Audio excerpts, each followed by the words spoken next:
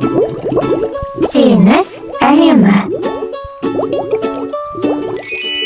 Достар, видеоны бастамастан бұрын каналға тіркеліп лайк басамыз. Теңіздегі жыртқыш балық ол акула, оның тістері өте көп.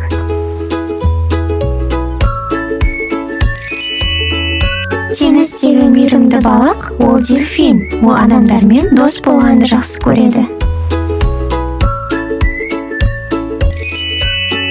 Мұхиттағы ең үлкен балық ол кит, ол өте үлкен.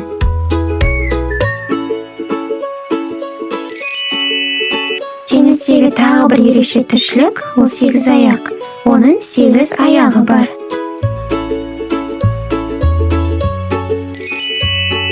Теңіздегі үлкен тасбақа, ол құрлықта да, суда да мекен етеді.